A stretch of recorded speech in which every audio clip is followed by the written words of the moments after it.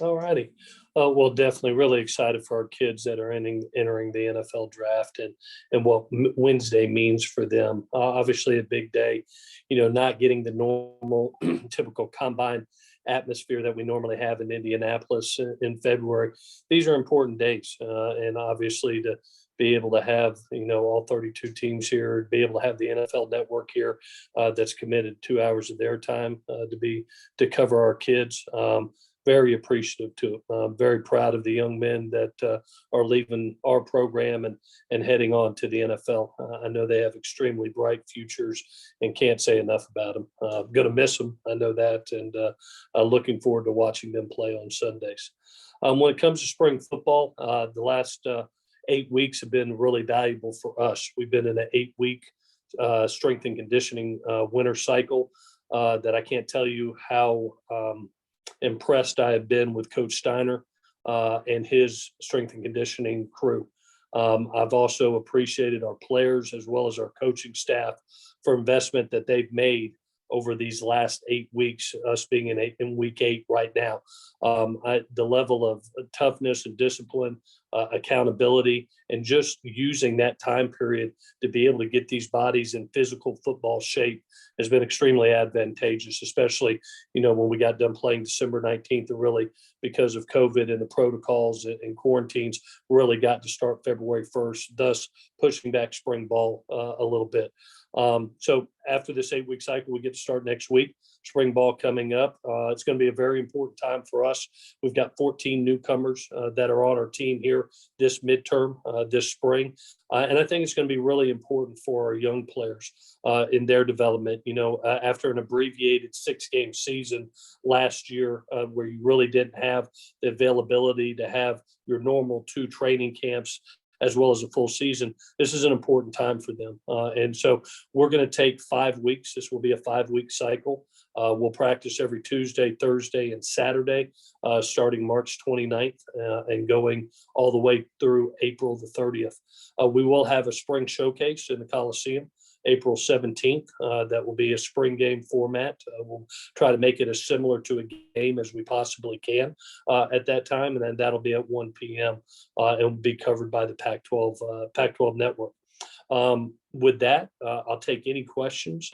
Looks like Tim's going to allow us to have media out there we're working through some protocols with LA County, but I know he'll give you that information as it comes about. But we're looking to even include our friends from the media to be a part of us as we go through this spring practice to some level, and we'll be able to give you those protocols and those dates here in the very near future. So looking forward to having a nice time this spring. With that, I'll take any questions that you got. Thank you, Clay. We'll start with Mark Wicker. Clay, I just wanted to get your memories or perspective on the progression that Vera Tucker made during his years there. I know you played him in different positions. And when did you first see him as a guy who might be a first round pick, and what things year to year did he get better at doing? Yeah, definitely, Mark. In Elijah's category, I really thought it was a very wise decision for him to play this last season, these 6 games. He was right always in that first round, maybe high second round category prior to the season, and really felt that if he had one more year of tape, because he had 1 year of starter tape, he had one more year of starter tape and could really show his athletic ability that we knew he had because we've known him since high school and having a chance to work at him. But to be able to show teams that, hey, I'm as athletic as there can be at tackle and can be a premier interior player also. I've had those 2 spots of tape. We just thought it was up his value, and so did his family, and so did Elijah. So I'm so proud for him. A lot of the early mock drafts that you see have him in, as one of the top 20 picks.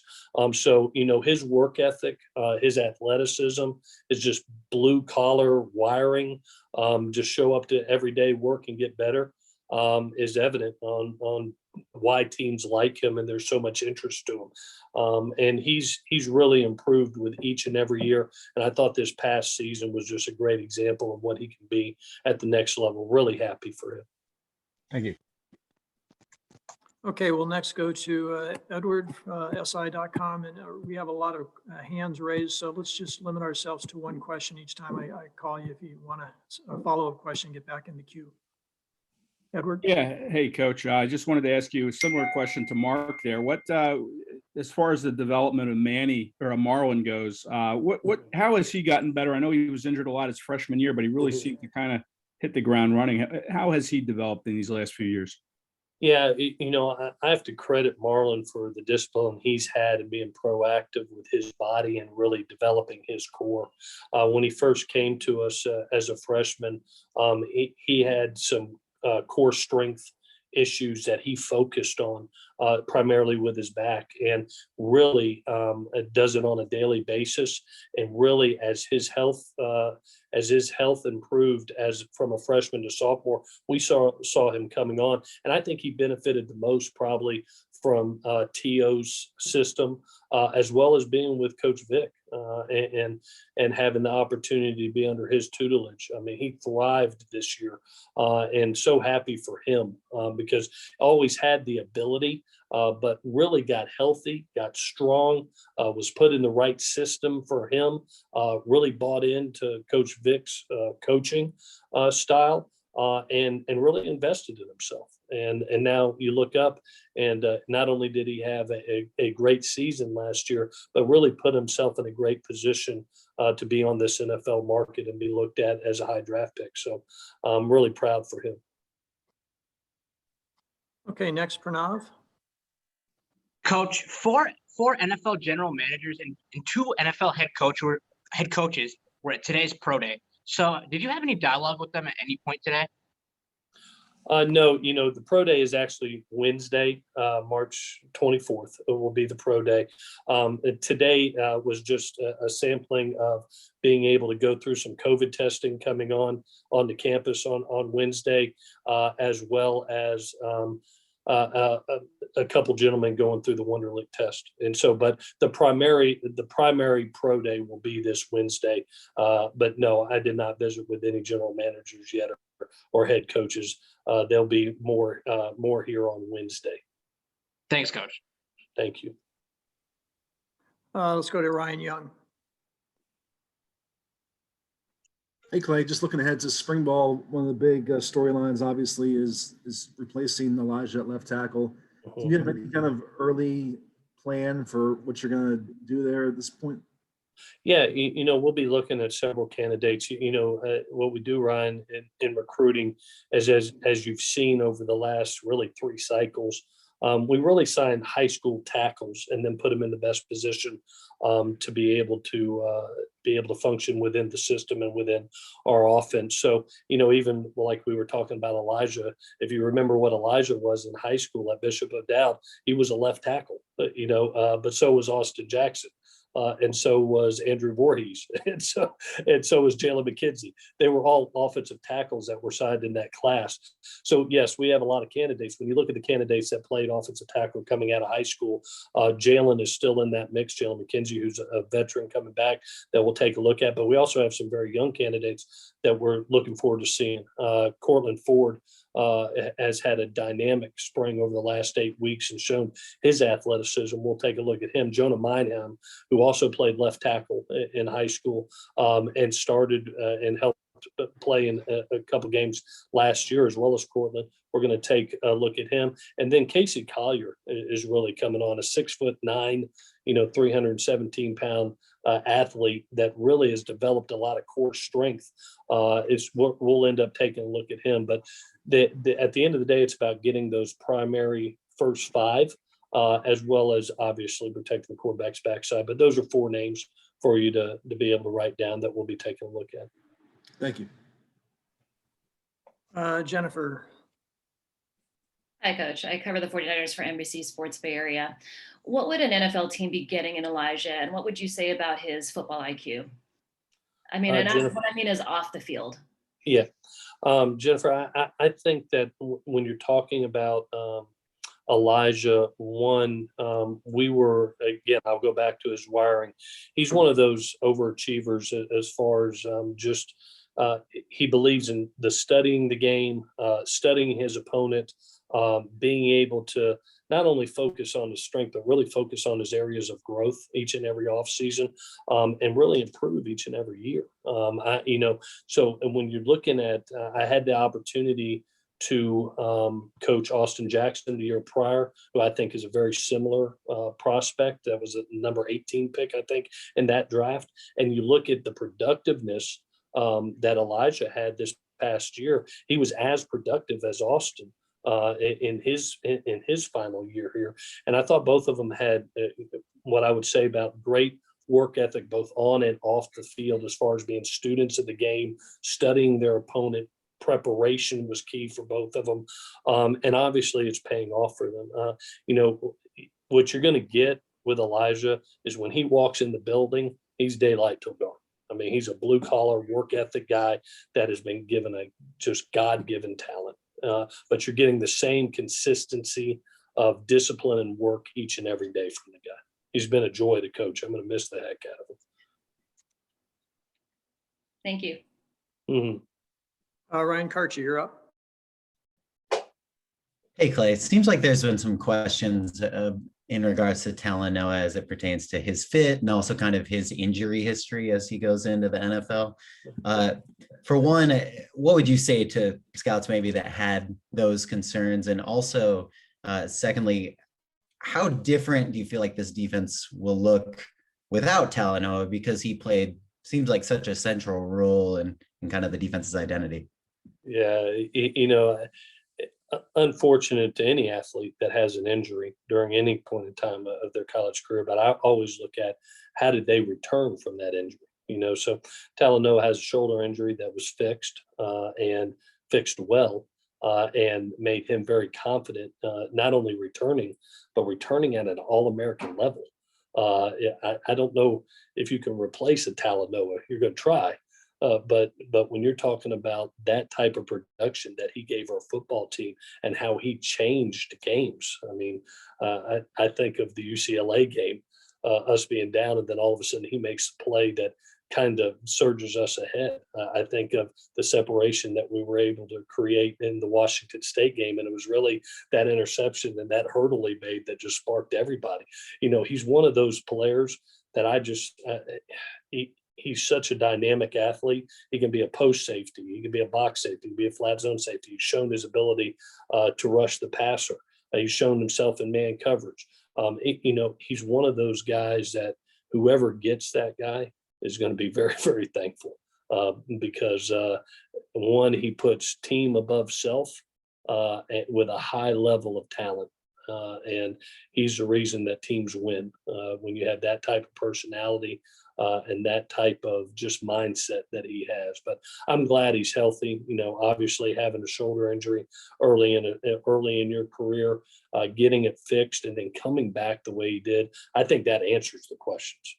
If you have an injury, you have shoulder surgery, and you don't come back and play, and there's question marks out there, maybe. But when you come back and have an All-American season, I think that eliminates all questions to me. Go to Rashawn Haylock. Hey, Coach. Kind of along those same lines as it relates to Tyler. Some questions about him being an NFL prospect. What would you say to those? And what are people missing in terms of evaluating him? I missed the name real fast. You're talking about Tyler? Tyler Vaughns. Yeah. Oh my goodness. Well, one thing that you're getting Tyler is experience. A lot of guys may only be on campus for 5 semesters. Here's a guy that's played the game for 4 years, and has been productive each and every year, consistent production. And then what I thought that really shined this year that stood out to me is his ability to make the tough plays in critical moments. I think about 2 plays in the UCLA game for sure, that if you look at the double move he has where he has to go lay full out on a touchdown catch that we had to have during that time period being down, I thought was critical. And then the last drive going over top a corner and a safety to make that catch in the critical moment. That's where I think he's really developed as a player, is his overall strength. He's always been known for his route running ability, sure-handedness, but I saw this year his strength really come to play. And sometimes it takes a young man, into his fourth year to be able to garner that. But this year, I thought he really showed his physicality and his strength to make the tough catches in tight spaces. Was his biggest area of growth this year. Thank you. Adam Grossbard. Clay, with Matt Fink opting not to use his extra year of eligibility, just what is your comfort level with the two true freshmen serving as the backup QBs this year? And is there any interest in adding one through the transfer market? Well, we've got 4 quarterbacks on campus right now, and we're very satisfied with the 4 that are here. You have 2 that were on our football team last year, in Keaton Slovis and Mo Hassan, who transferred from us from Vandy. He'll be returning to our football team this year, and really was our going into last season. If it wasn't for his year, he would have been number 3 on the depth chart, but provides a lot of experience. And then got 2 really, really talented freshmen. And we all know that, we've had some talented freshmen around here before, whether it was Sam Darnold or Keaton Slovis or JT Daniels. The talent level of that position is immense. So to have 4 quality quarterbacks on campus, I feel confident in where we're at. I'm looking forward to watching them develop this spring and carry on a competition from spring to fall camp and see where we go. But both kids have had a tremendous offseason. They're both here. They've gotten that 8-week cycle, those 2 freshmen have, which is great. We also, are able to do meetings with them right now, walkthroughs, and now we get into practice. So they're getting a ton of experience right now. So to be able to have those guys with us right now helps you sleep at night, and be able to see how fast they're picking up the offense is impressive. So feel very confident in the 4 kids that we have here right now. Antonio Morales. Clay, you guys are about to start practice, and it seems like official visits are starting to become more of a reality. Just how different does it feel now than a year ago at this time? Well, just to be on campus. If you remember, at this point last year, we weren't even on campus. We left March 15th. I'll never forget the date, and we didn't get back till July 6th. So to have the availability to be on campus, to see our kids go through this 8-week cycle to prepare their bodies for a physical camp, and to see those young bodies change and grow stronger and faster and more powerful has been huge for us. I mean, huge. And so just having that is different. Now having the ability to have 14 newcomers as well as some second-year players that really need this next 5 weeks is extremely valuable. I can't put it into words, but yes, it does feel a lot different. It looks like everything is trending upward. We hope that continues. I credit the university. They haven't taken the foot off the gas pedal once. We're still every day testing right now. And just the expense and the really being able to look at, make sure in the student athletes' health and safety is their first priority. It's amazing to me what this university has done and putting us in such a safe working environment, and continues to. I'm glad that the upward trend is going great and trending in the right direction, but I'm also very appreciative for the university not to get comfortable or stagnant. They continue to do the things to make sure we're safe. Okay, Keely, your turn. Hey, Clay, in the updated spring roster, it says that Ishmael Sopsher suffered a leg injury. I was just wondering if you could share more details on that.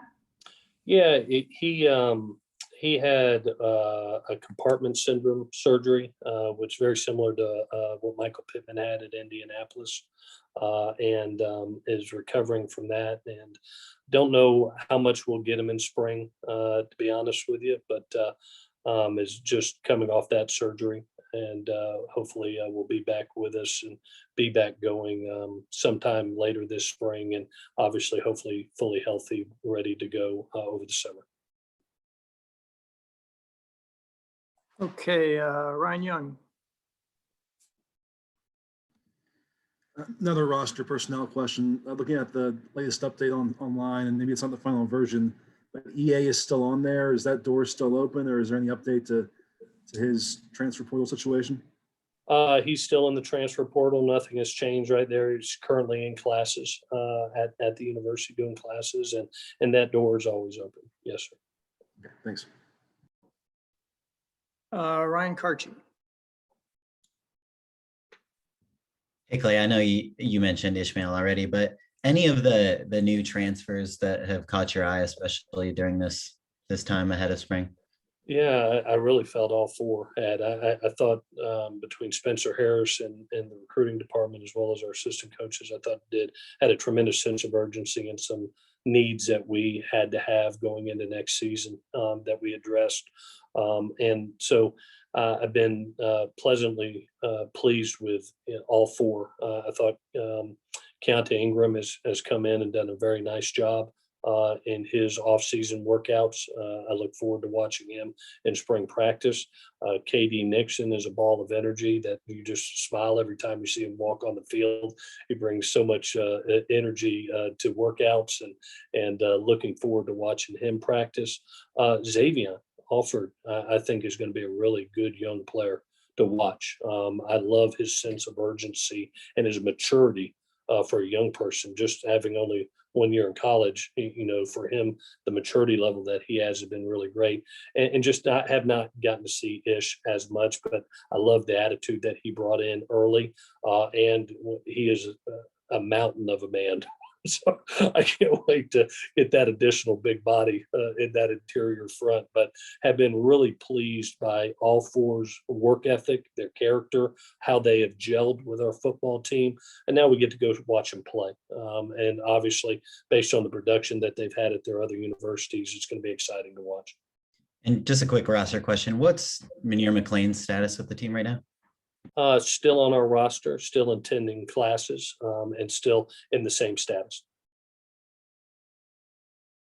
Okay, we have time for one or two more. We'll go quickly to Jennifer. Coach, what does Amon-Ra and Tyler, both of them, what do they have that's going to help their transition to the NFL? With those two guys, it's such a great tradition of excellence at that wide receiver position that we've had, and I've been to be here going on my 12th year and to be around guys like Robert Woods and Marquise Lee and Nelson Aguilar, Michael Pittman, Deontay Burnett, Juju Smith-Schuster. They just add to that line of just blue collar work ethic, toughness, competitiveness. They don't know the difference between practice and the game. Everything's a game to them on every day. And I was really pleased with them, especially within this system, that each guy was a team guy, because there's only one ball that can go around. And when you look at one point in time in their careers, it was Michael Pittman, Drake London, Tyler Vaughns, and Amon-Ra St. Brown. You got those four guys and only one ball. You've got to have the right team mindset. And we always said, hey, they can't double all of y'all. One of you is going to be a one-on-one, and when you get that one-on-one opportunity, make your plays, and they all did. And I look at what Amon-Ra and Tyler did this year. I thought it was really important for both those guys to play and compete at a high level this year for not only our football team, but also their stock going into the NFL draft, and to be able to see Amon-Ra catch 4 touchdowns and a half, and Tyler do what he did throughout the season, making big plays at the end of games. I was really happy, one, for our team, but you knew in the back of your mind, yeah, these guys are going to be ready when it comes that day to go play on Sunday. They're ready to go. Thank you. I know we have a few more questions, but it is 1 o'clock and we have to let Clay go at 1. So Clay, thank you very much for taking the time to join us. We look forward to seeing you when spring ball starts. To the media, we will get information to you later in the week about media protocols for spring ball. And with that, we thank you all for joining us today, and look forward to seeing you in the near future. All righty, guys, take care. Fight on.